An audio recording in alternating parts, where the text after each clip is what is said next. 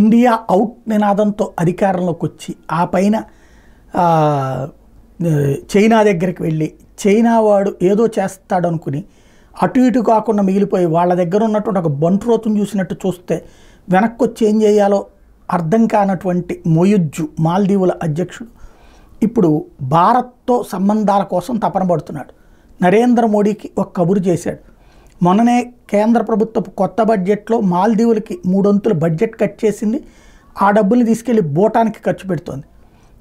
అది ఒకటి పెద్ద దెబ్బ అయింది. రెండవది స్వేచ్ఛా వాణిజ్యం అన్నటువంటిది లేదు 2 దేశాల మధ్యన, అది తీసేశారు.